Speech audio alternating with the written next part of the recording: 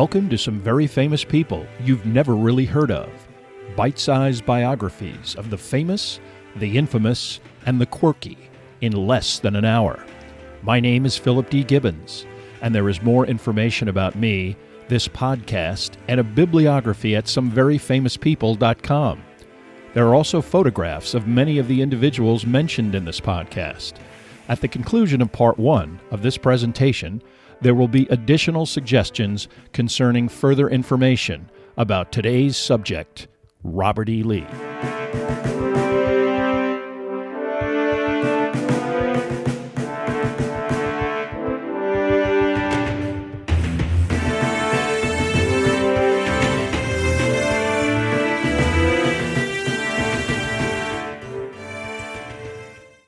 Now let's get started with our story about Robert E. Lee.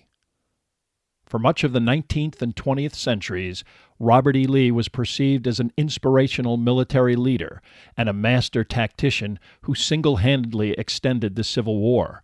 Refusing Abraham Lincoln's offer of the command of the Union Army, Lee's refusal to fight against what he called his own people was historically accepted as an individually principled position in defense of the Confederacy against external aggression. Despite a deficit in troop strength, munitions, and logistical support, Lee was able to inflict crushing defeats and massive casualties on a much larger and better equipped opponent. His ultimate failure and surrender initially did nothing to tarnish his reputation. Instead, he was regarded as a heroic and tragic figure who did his best to uphold a doomed but noble cause. Over time, Lee has become a much more controversial personality. His military responsibility for the terrible human cost of the Civil War, his attitudes towards slavery, both personally and as an institution, and even the perception that his decision to align himself with the South was not morally righteous but actually treasonous, are recent perspectives that have seriously muddied the once pristine and honorable reputation of Robert E. Lee. Robert E. Lee was born on January 19, 1807. He was the son of Henry Lee III and Ann Carter, Henry and Ann's fifth child. Ann was Henry's second wife. Lee's father, a widower, had 3 children by his first wife, Matilda. Both of Lee's parents emanated from 2 of Virginia's most aristocratic families. Henry Lee III was a Revolutionary War cavalry officer who earned the nickname Light Horse for his equestrian ability during combat. His mother's family lived at Shirley, one of the oldest and most profitable tobacco plantations in the state. At the time of their marriage, Henry Lee was Virginia's governor and would also serve the state as a member of the U.S. House of Representatives.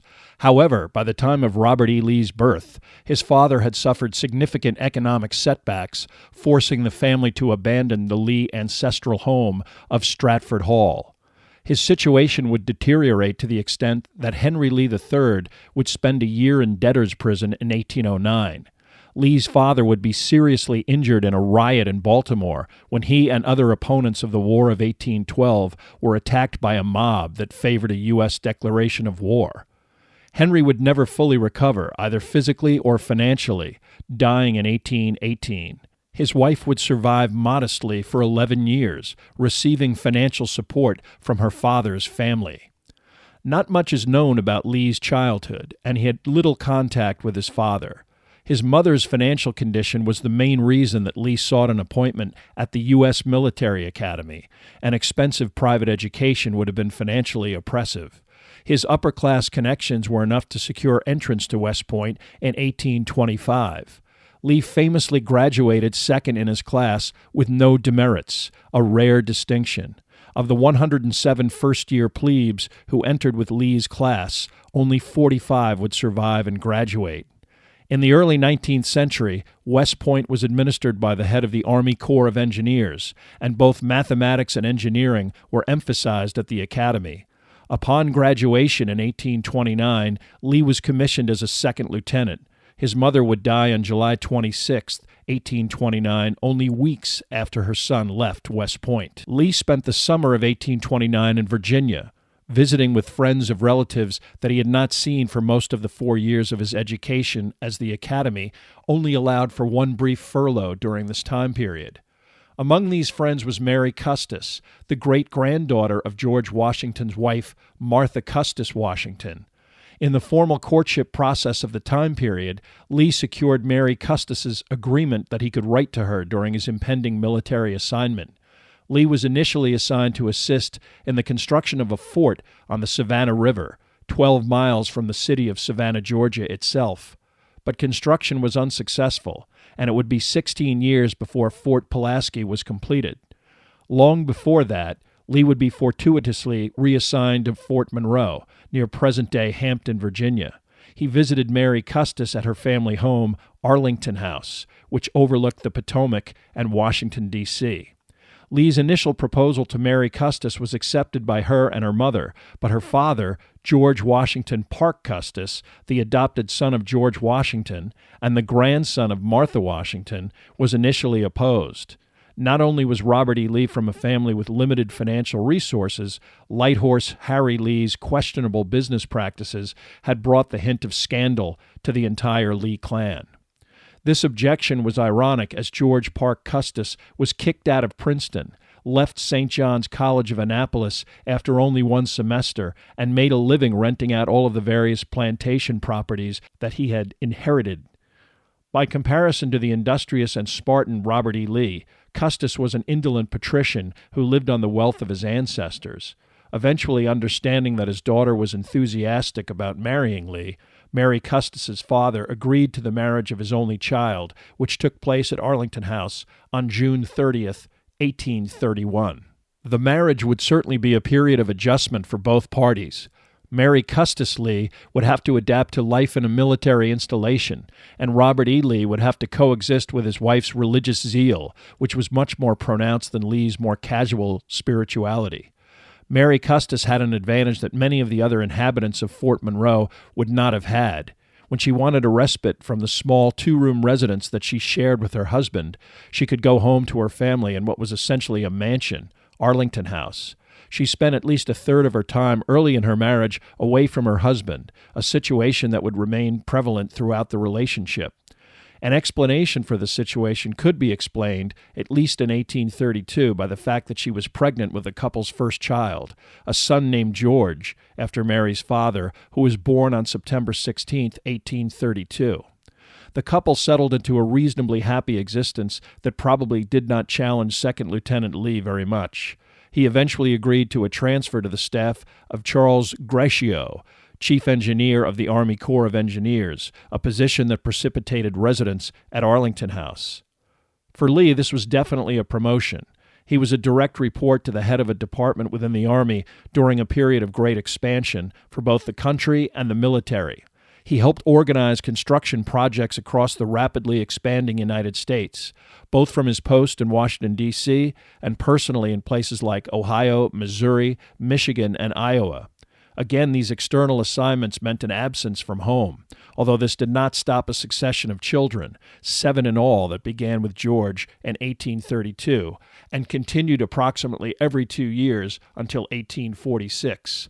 In all, Lee and his wife would raise 3 sons and 4 daughters. However, Mary Lee would begin to have health issues as early as 1835, predominantly from difficulties stemming from arthritis.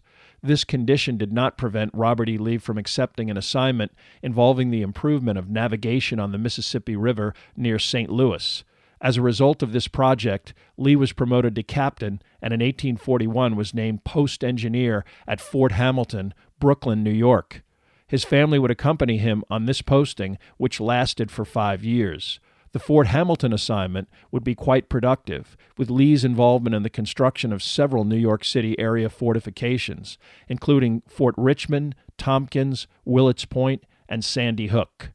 After more than 2 decades in the Army, Lee had certainly achieved a level of competence and was a respected member of the Corps of Engineers.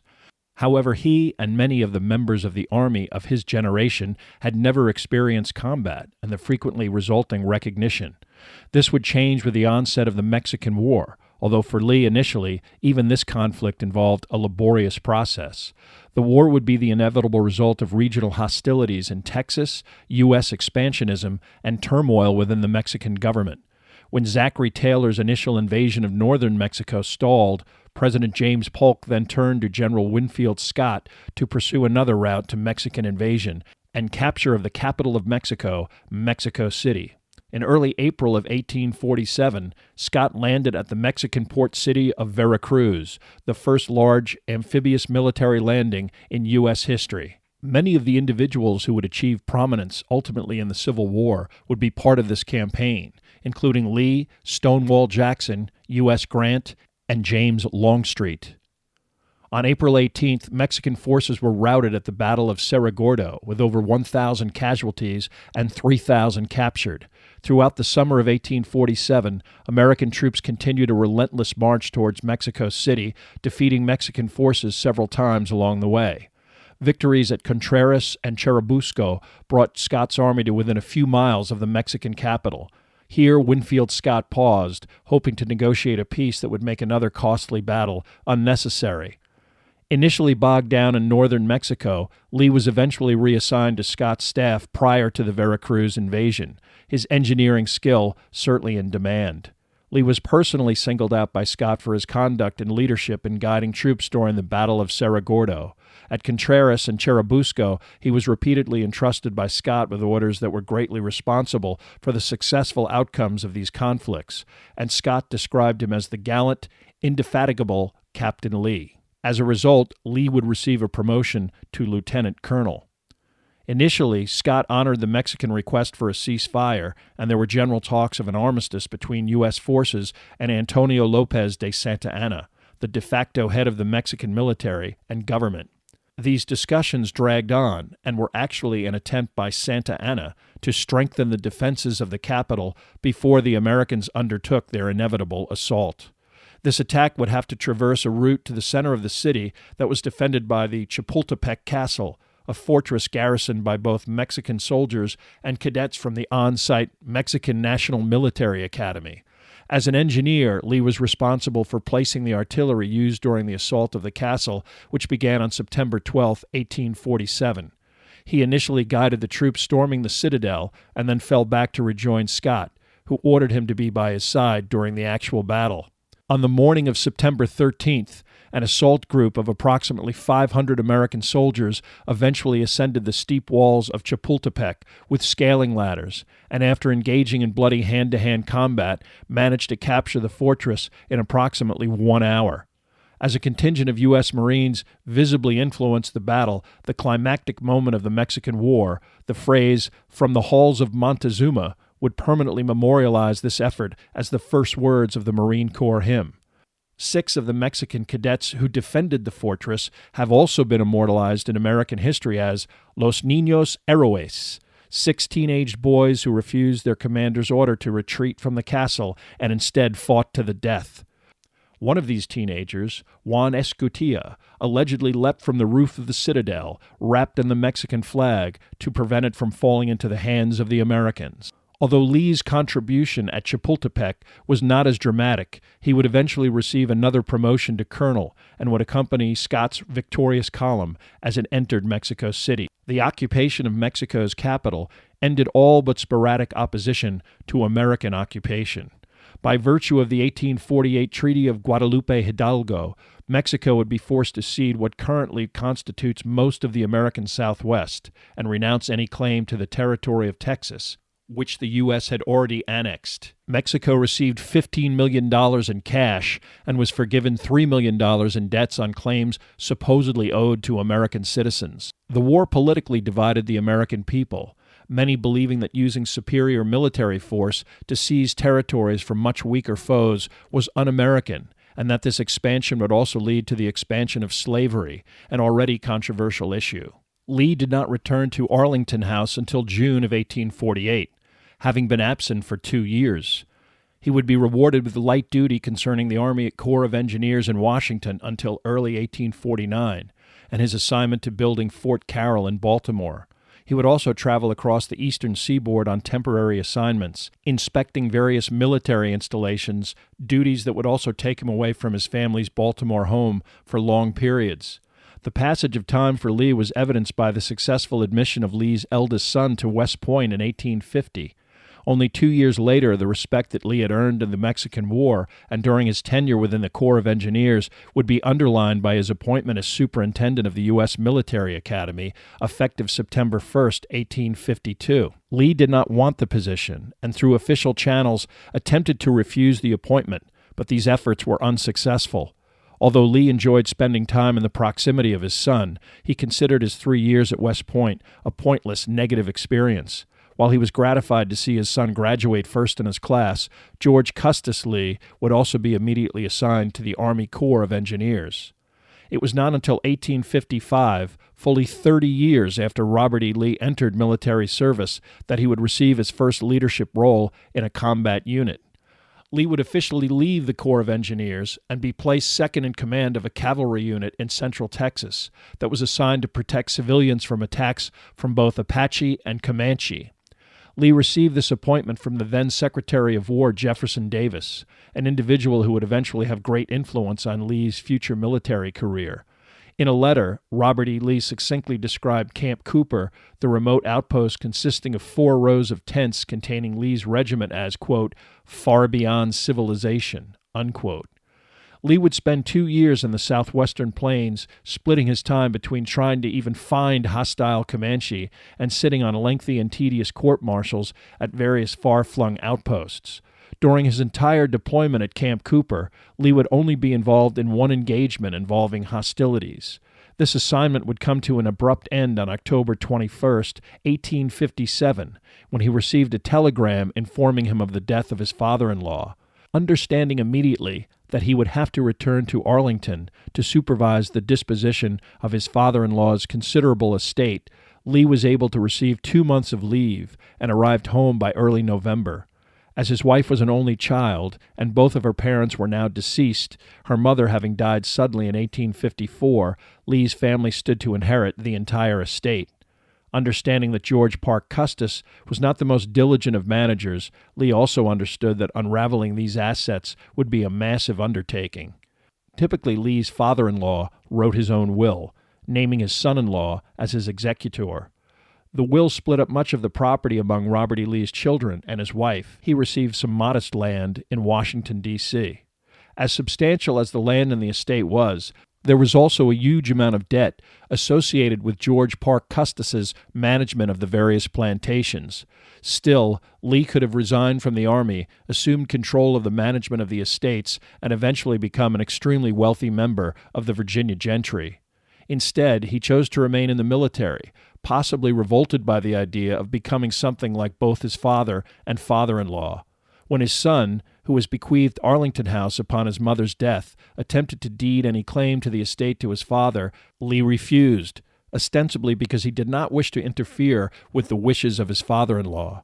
Having saved and invested his own modest income wisely to the point of affluence, perhaps Lee did not wish to be seen as someone who advanced as a result of inherited wealth. In any case, he would be burdened with the mess of the Custis estate for the rest of his life.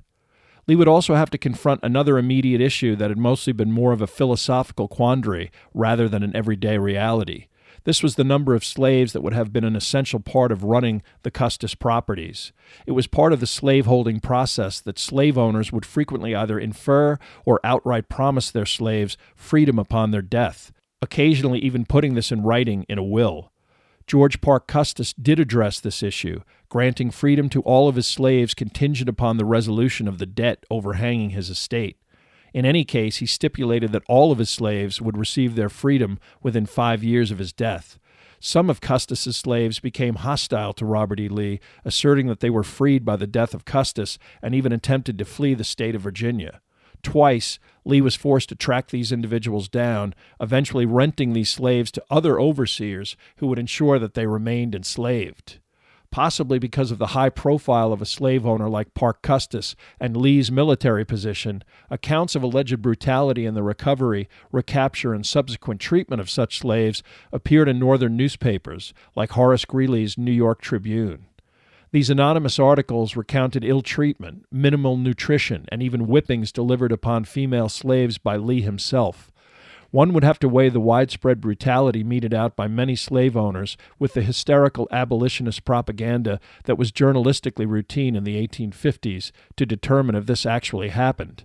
Lee himself never responded specifically to charges of personal cruelty, but there is no question that he considered slaves an essential part of the operation of his family's property and utilized these assets to retire the Custis estate debt. Lee also was occasionally accompanied by a solitary slave during his various military postings, a legacy from his mother's side of the family.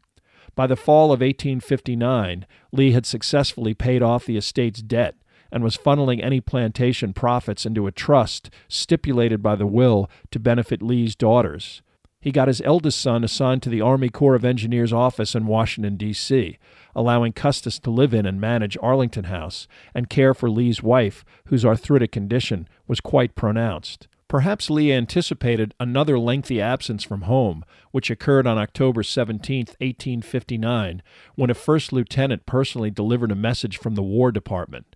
This messenger, James Ewell Brown Stewart, a.k.a. Jeb, was a former classmate of Lee's son at West Point, and well known to Robert E. Lee, who was the superintendent during Stewart's matriculation. The 26-year-old cavalry officer brought a personal summons from the Secretary of War, John Floyd. Stewart explained that a mob consisting of as many as 3,000 insurgents had seized the federal arsenal at Harper's Ferry, Virginia. Lee left with Stewart immediately, met personally with President Buchanan, and agreed to lead a detachment of Marines and Maryland militia to the arsenal on the double. Stewart volunteered to serve as Lee's aide, and the force left so quickly that Lee handled the entire matter while dressed in civilian clothes. The savage mob of thousands of wild-eyed freed slaves and abolitionists rampaging through the federal arsenal was actually a group of 19 men under the leadership of a fanatic named John Brown. Brown's intent was to stir up the local slave population and recruit hundreds of like-minded abolitionists and slaves to first seize the weapons at Harper's Ferry and then begin a full-scale revolt aimed at freeing many of the slaves in the region. Brown's fundamental belief that hundreds, if not thousands, of individuals would rally to his side was an absurdity. He did manage to gain access to the armory itself, more through surprise than anything else. Local armed residents surrounded the armory, counterattacked, and successfully pushed Brown and his men into a small engine house on the armory grounds. Several of Brown's men were killed on October 17th, but his flag of truce was ignored by the locals, incensed that 4 residents, including the mayor, had been killed, and the fight continued. The first group of militia got to Harper's Ferry in the late afternoon and almost ended the rebellion before Lee even arrived. They successfully stormed the engine house and freed some hostages, but were unable to force Brown's surrender. The following morning, Lee was present on the scene, and eventually it was decided that the Marines would attack the engine house. Under a white flag, Jeb Stuart personally offered one final opportunity to surrender, but Brown refused. First sledgehammers and then a ladder was used to batter down the doors to the small enclosure. Israel Green, the lieutenant at the head of the company, quickly identified John Brown and attacked him with his saber, seriously wounding him on the back of the head. The rebels were subdued in less than 5 minutes. In a subsequent report, Lee described Brown as a, quote, fanatic or madman, unquote. John Brown would recover from his wounds and was hanged on December 2, 1859. 6 other rebels were subsequently hanged. Initially, public opinion in the North would concur that Brown's action was misguided and even delusional, but his execution eventually transformed him into a martyr for the cause of abolition. With his family affairs in reasonably good shape, Lee's leave of absence concluded, and he eventually returned to active duty in Texas. It would be from this distant perspective that Lee observed first the tumultuous election of 1860, in which he cast a ballot for Democrat and states' rights advocate John Breckinridge, and the subsequent formal dissolution of the Union. Texas would initially begin the process of rebellion by voting to reestablish itself as a republic on February 1, 1861. Representatives of 6 other states from the Deep South would also convene in Montgomery, Alabama, and declare the formation of a Southern Republic, the Confederate States of America. This dire situation caused Lee's former commanding officer, Winfield Scott, to summon him to Washington. Scott was now the head of the entire U.S. Army, and he met behind closed doors with Lee in early May 1860 for 3 hours. Undoubtedly Scott, because he held Lee in such high esteem, would have offered Lee command of the Union Army in the field. Lee repeated to Scott what he had said on many occasions when asked about whether he would fight for the Union or the Confederacy, that he was opposed to secession as unconstitutional, but that he could not bear arms against his home state. Whatever Virginia, as yet undecided in terms of secession, decided to do, he would follow. Allegedly, Scott, a fellow Virginian, responded that there was no room for ambiguity in his army, and the meeting concluded. When Confederate artillery forced the surrender of Fort Sumter in Charleston, South Carolina, President Lincoln issued a national request for 75,000 troops to put down the rebellion. Confederate President Jefferson Davis countered by asking for 100,000 men to volunteer for the Confederacy. Robert E. Lee was again summoned to Washington, D.C. to discuss assuming the command of the federal government's army in the process of formation. He met separately with both Francis Blair, an influential advisor to President Lincoln, and Winfield Scott, both imploring him to take command. He refused both men. A convention to decide whether Virginia would secede was already underway and heading toward an inevitable outcome. On April 20th, 1861, Lee took the additionally agonizing step of resigning from the Army, writing directly to Scott. Since my interview with you on the 18th, I have felt that I ought not longer to retain my commission in the Army. I therefore tender my resignation, which I request you will recommend for acceptance. It would have been presented at once, but for the struggle it has cost me to separate myself from a service to which I have devoted all the best years of my life and all the ability I possessed. During the whole of that time, more than 30 years, I have experienced nothing but kindness from my superiors and the most cordial friendship from my companions. To no one general have I been as much indebted as to you yourself for the uniform kindness and consideration, and it has always been my ardent desire to merit your approbation. I shall carry with me to the grave the most grateful recollections of your kind consideration, and your name and fame will always be dear to me. Save in the defense of my native state, I never desire again to draw my sword. Be pleased to accept my most earnest wishes for the continuance of your happiness and prosperity, and believe me most truly yours, R. E. Lee. On April 22nd, Lee met with the governor of Virginia in Richmond and accepted command of the military and naval forces of the state. Eventually, he would relinquish this position when Jefferson Davis decreed that all state troops were to be part of a national Confederate army assigned by the Confederate government.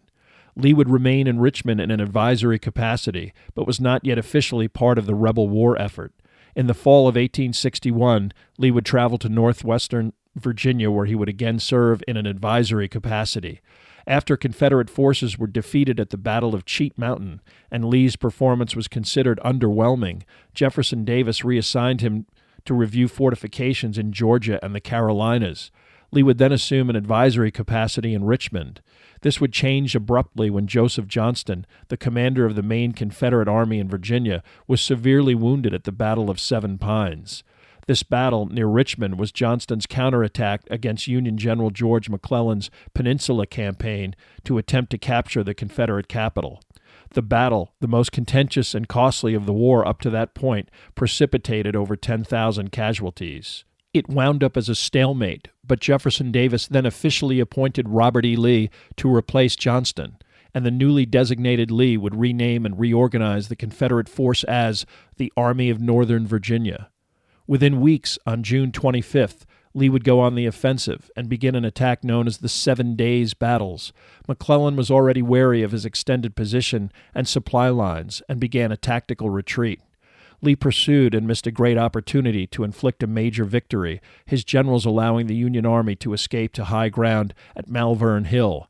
Here McClellan held off a concentrated Confederate attack on July 1st, but ultimately retreated further from Richmond. This would be the closest that the Union Army of the Potomac would come to capturing the Confederate capital until the latter stages of the Civil War. Although Lee, for the moment, had successfully saved Richmond, another Union army under the command of John Pope was massing in northern Virginia. Lee moved aggressively, hoping to strike Pope before he could unite with McClellan, splitting his army into two forces, one commanded by Thomas Stonewall Jackson, the other by James Longstreet. Maneuvering and probing by both generals in late August ultimately culminated in the Second Battle of Bull Run, also known as Manassas, named for the nearby Virginia town. Although Lee had not been involved a year earlier, the Union Army had already been defeated at the same spot in the first meaningful battle of the war. This time, much larger numbers of combatants would participate in what ultimately resulted in a decisive Confederate victory, forcing Pope to retreat to Washington, D.C. Again, Lee's generals missed an opportunity to destroy a Union army, but now Lee was on the offensive, and continual poor leadership was demoralizing the Federal effort. Pope's tenure was so dreadful that he was sacked and ordered to Minnesota to fight hostile Sioux, his army absorbed into McClellan's. On September 3, 1862, Lee launched his first invasion of Northern Territory when his troops crossed the Potomac River and entered the state of Maryland. Initially, Lee split up his army again, allowing Stonewall Jackson to break off and capture the Union garrison at Harper's Ferry. He was hoping that Maryland, a deeply divided state, would provide additional soldiers and support. However, Lee's invasion was greeted by residents hiding indoors or ignoring his troops with passive hostility. Although McClellan would become aware of Lee's intentions when a copy of Lee's written orders accidentally fell into Union hands, the perpetually cautious Union general moved too slowly to exploit this advantage. By the time he decided to engage Lee near the town of Sharpsburg, Maryland, the Army of Northern Virginia had reunited its disparate elements. Even so, McClellan had close to 90,000 troops to Lee's 50,000, a tremendous advantage. Union forces began an attack at dawn, with McClellan sending an entire corps of 8,600 men directly into Confederate lines, the objective the tiny Dunker Church at the Confederate center. On the way, they would be confronted by Confederate troops in the cornfield, a hand-to-hand struggle that would help make the battle the bloodiest day in U.S. military history, with close to 23,000 men killed, wounded, or captured. This brutal stalemate continued throughout much of the morning, and McClellan continued to probe other weaknesses, attempting to penetrate the Confederate lines at a sunken barrier of defense that became known as the Bloody Lane. Despite successfully breaching Lee's defensive position, McClellan cautiously held his reserves out of the line, and a major opportunity was lost when Southern troops successfully counterattacked. Next, McClellan ordered General Ambrose Burnside to press the southern part of Lee's position, with an assault on a stone bridge across Antietam Creek that would henceforth be known as Burnside's Bridge. It would take 3 frontal assaults to take the bridge, but Union troops would again be fought to a standstill and driven back to the creek. By late afternoon, Lee became concerned that McClellan's numerical superiority might potentially overrun and shatter his force. He began the process of retreat across the Potomac to Virginia. On his part, McClellan grossly overestimated Lee's numerical strength and never followed up strategic advantages with reserve troops that were not utilized.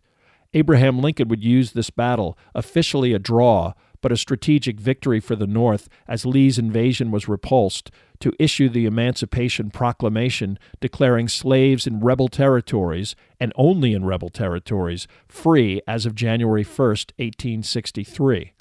This was strategically important as it tied the Union effort to eliminating slavery, and it discouraged Britain and France from recognizing the Confederacy. To do so would have been a de facto endorsement of slavery. Antietam was costly for both sides, but especially damaging to Lee's army, which lost about a third of its men, with a diminished capacity to replace these troops.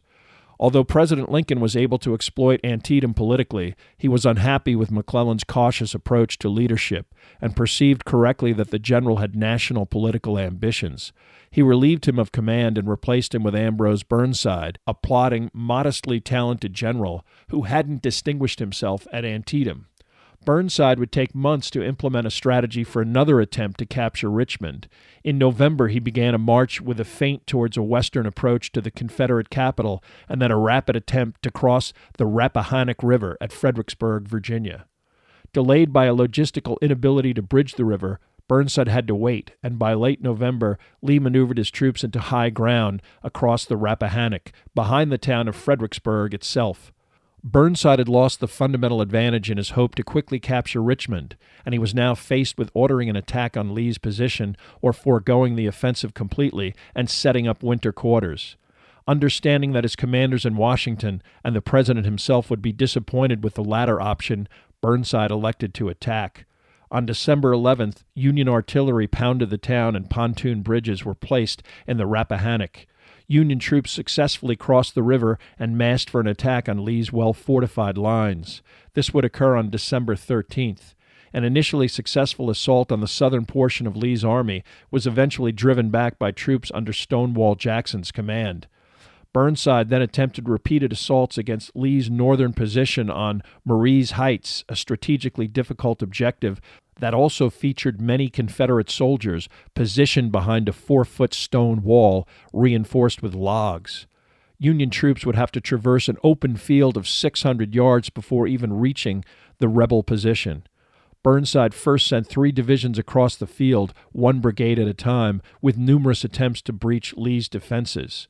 When withering artillery and rifle fire forced this group to retreat, Burnside tried again with 3 more divisions that had been held in reserve. More carnage ensued, and only darkness ended the slaughter. While witnessing this battle, Lee is alleged to have said, "It is well that war is so terrible, or we should grow too fond of it." Burnside wanted to try again on December 14th, but was talked out of it. The Union disaster at Fredericksburg, with 13,000 men killed or wounded, sent shockwaves through the North. The troops themselves were extremely negative about whether such carnage was worth it. This negativity was amplified in newspapers throughout northern cities, scathingly critical of both the Army and Lincoln. By contrast, Lee's victory sent a surge of confidence through both his army and the South. For the first time, Southern newspapers praised Lee effusively, and he became a public figure. Still, the leader of the Confederate war effort faced enormous military and personal challenges. Despite victory on the battlefield, the winter of 1862 proved to be extremely harsh. Southern soldiers forced to scavenge clothing and equipment from Union stores that were captured or left behind. Frequent winter storms produced cold and mud that made day-to-day existence miserable. The Confederate government in Richmond provided little, forcing men and animals to survive on greatly reduced rations. Lee also advised his wife to leave Arlington House, which, based on its proximity to Washington, D.C., would undoubtedly be occupied by Union troops. Mary Lee reluctantly agreed and would eventually spend much of the war in Richmond with her daughters, her declining health and arthritis confining her painfully to a wheelchair. Typhoid fever also claimed the life of Lee's 23-year-old daughter, Anne, in October of 1862, which also must have weighed heavily on Lee's entire family. Meanwhile, Abraham Lincoln decided after another aborted winter offensive to fire Ambrose Burnside and replace him with Joseph Hooker. Hooker spent the early months of 1863 rejuvenating and replenishing the Army of the Potomac, which was demoralized by a year of failure. By the spring, Hooker had amassed a fighting force of 120,000 troops, roughly twice that of Lee's force. He concocted an intricate plan to simultaneously attack Lee from both the front and flank of the Confederate current position, the goal no longer to capture Richmond but to destroy Lee's army. To implement this plan, Hooker ordered over 50,000 men to march to the northwest and mass at the small road junction of Chancellorsville, Virginia. Lee countered by sending Stonewall Jackson in the direction of Chancellorsville, and on May 1st the two forces encountered each other, and the unplanned Battle of Chancellorsville spontaneously began. Although, at that point Hooker had many more troops, he hesitated and adopted a defensive posture, not wanting to relive the massacre at Fredericksburg, but passing on a golden opportunity. This pause allowed Lee and Jackson to seize the initiative on May 2nd. Jackson sent on a hidden march with 28,000 troops to attack Hooker's right flank. Lee adopting a defensive position directly in front of Hooker with only 13,000 troops. Jackson's covert march would be through the dense underbrush known locally as the Wilderness, eventually situating him to the rear and right of Hooker's position. Although Hooker received reconnaissance that indicated that this flanking march was underway, his corps commander, Oliver O. Howard, did nothing to adjust, despite Hooker's orders to do so. At 5:30 p.m., with Howard's troops preparing to eat supper, Jackson's men began a massive attack that took the Union troops completely by surprise. Within minutes, the right flank of Hooker's line disintegrated, and Hooker's central position at the Chancellorsville Junction was soon engulfed with fleeing Federal troops and the sound of the approaching rebel onslaught. Only darkness and disorganization stopped the Confederate attack as Jackson's troops halted amid the confusion. Aware that he could potentially completely envelop Hooker and achieve the destruction of the Army of the Potomac that could possibly end the war, Jackson continued to reconnoiter beyond rebel outposts. At approximately 9 p.m., Jackson then returned to Confederate lines, where he was mistakenly shot by members of the North Carolina 18th Regiment. Hit 3 times in the arm and shoulder, Jackson would have his left arm amputated, and the Confederate general would be removed 30 miles behind the lines to a farm on the railroad route to Richmond. Informed of Jackson's wounds, Robert E. Lee initially dismissed updates brusquely, perhaps not wanting to comprehend the gravity of such a loss. On May 3rd through May 4th, Lee successfully pressed his advantage against Hooker, ultimately forcing a Union withdrawal at Chancellorsville and other Federal troops at Fredericksburg. Lee had achieved his most stunning victory of the war, a 2-to-1 disadvantage forcing him to gamble by splitting his forces and tactically outwitting Hooker, betrayed by incompetence and his own timidity despite a huge manpower advantage. Union casualties would number over 17,000 men, almost as many as at Antietam. But Lee's victory came at a terrible cost. Over 13,000 casualties who, unlike the Army of the Potomac, could not easily be replaced. From a leadership perspective, Lee would also be forced to face the reality of the loss of Stonewall Jackson. Initially thought to be able to recover from his gunshot wounds, Jackson contracted pneumonia and died on May 10th. Lee was uncharacteristically emotional in a letter to his son, Custis. "It is a terrible loss. I do not know how to replace him. Such an executive officer the sun never shone on. I have but to show him my design, and if it can be done, it will be done." Despite the Confederate victory at Chancellorsville, rebel prospects were actually precarious. A Federal army under Ulysses Grant was threatening the Mississippi River town of Vicksburg, and with it the last Confederate stronghold on the Mississippi River. The loss of Vicksburg would potentially cut the Confederacy in half. Lee returned to Richmond to confer with Jefferson Davis on his next move, although some within the Confederate Army and military wanted to split up the Army of Northern Virginia to relieve both Western Confederate armies and the city of Vicksburg. Lee disagreed. He wanted to invade Union, Pennsylvania, precipitate another showdown, and hope to end the war with a momentous victory that would force Lincoln to recognize the impossibility of a military victory. If Lee shattered the Army of the Potomac, Vicksburg would quickly become irrelevant. Lee also wanted to access the supplies and provisions that the state of Virginia and his government could not provide. A massive Southern victory would also further stoke Northern opposition to the war, which was unpopular and might even encourage recognition from European governments like Britain and France.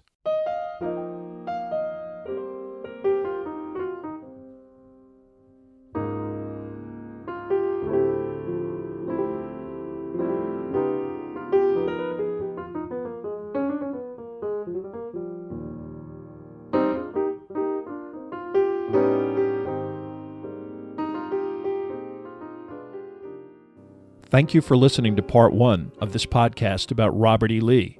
Much of the information for this podcast came from Robert E. Lee, a biography by Emory M. Thomas, and Lee, The Last Years by Charles Braceland Flood. There are also additional photographs and bibliographical and musical information at someveryfamouspeople.com. If you have enjoyed this presentation, please like us at our Facebook page, Some Very Famous People, and follow us on Twitter at Philip D. Gibbons. Also rate us on iTunes, and, if you have the time, leave a brief review. A link is provided at the website.